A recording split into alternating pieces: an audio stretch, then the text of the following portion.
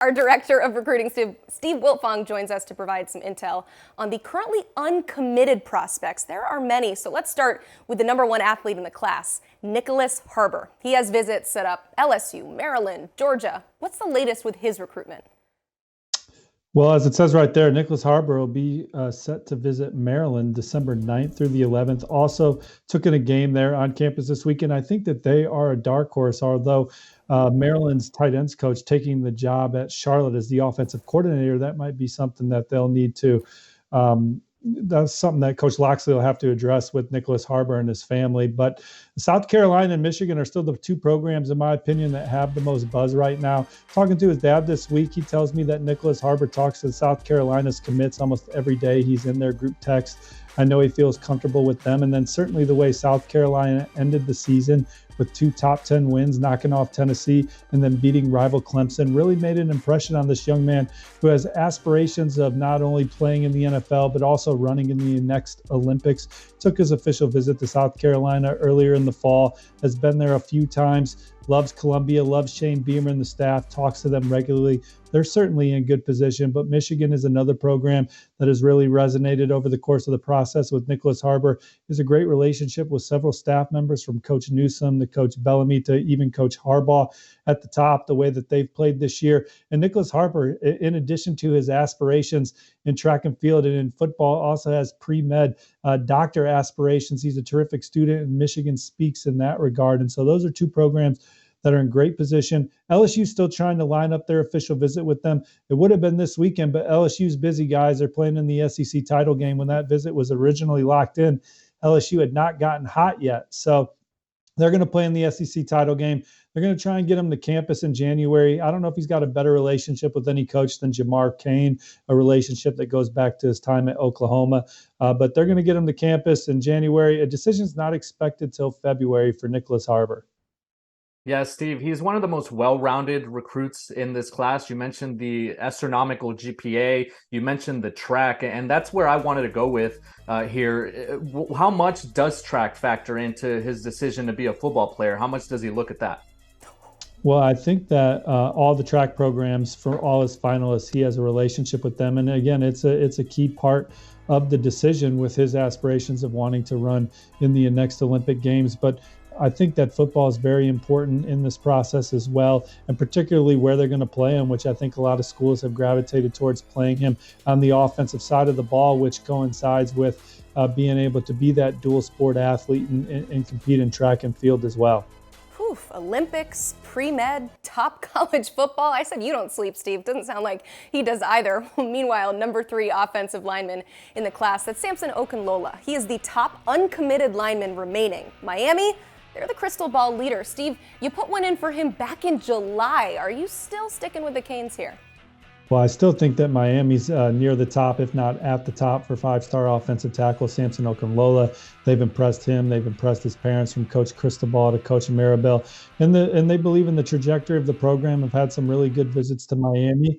And the opportunity to perhaps be part of the class that builds Miami back up again is exciting to Samson. Florida's a school that's really come on here as of late, took a midweek visit last month, and I think that really moved the needle, and you can't sleep on the Gators here. Ohio State was a school that was potentially an official visit last weekend for the game against Michigan, but that wasn't able to get set up. I expect Ohio State to be out to see him this weekend and get a visit locked in for December and take a swing there. Alabama, Oregon, a couple of the other programs that have been mentioned, Michigan State in the Samson Okunlola sweepstakes. Steve, we're about 3 weeks to go until the signing day and the early signing period. And there's a saying in the industry, ABCs, right? Follow the always be closing. Miami has a lot of momentum, not only with Samson Okunlola, with a number of other prospects. What do you make of the buzz that they have right now heading into signing day?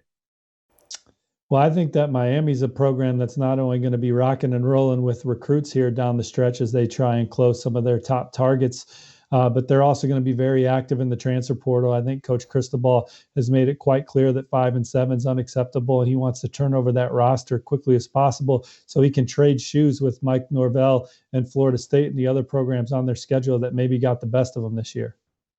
All right, Desmond Ricks has crystal balls in favor of LSU right now, but the number 3 corner in the class has visits set up to Florida and again LSU. So how solid is his interest in the Tigers? Well, I love where LSU's positioned for Desmond Ricks, but they have to get through the official visits. They do get the last one. That's been scheduled for quite some time. He reclassified from 2024 to 2023 at the end of October. And so I liked LSU at that time, but Florida and Alabama are the other 2 programs in the mix. He's going to take an official visit to Florida this weekend. Gators hosting a couple top targets. They also have top 247 defensive lineman Jordan Hall as they try and maintain a top 10 recruiting class that ranks number 8 nationally.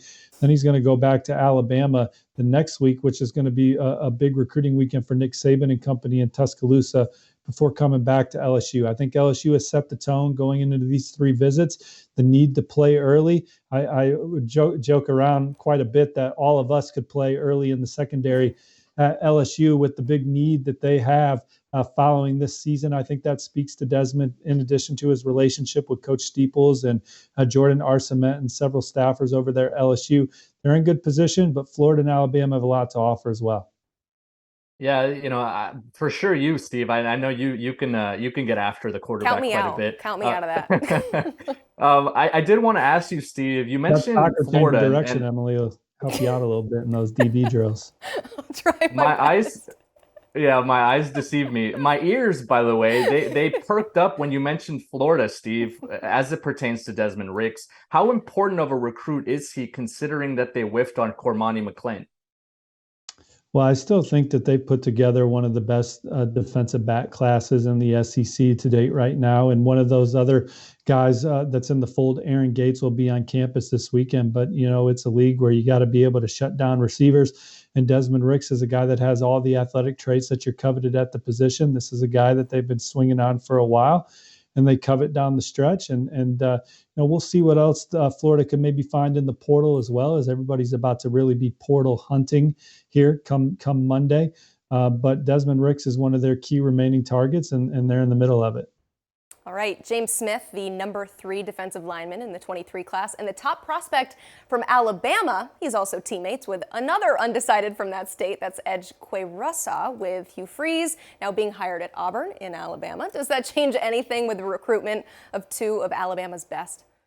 Well, I think that they're excited to see what Hugh Freeze is going to do with his defensive staff and who's going to be the defensive coordinator there. They obviously have high interest in Auburn.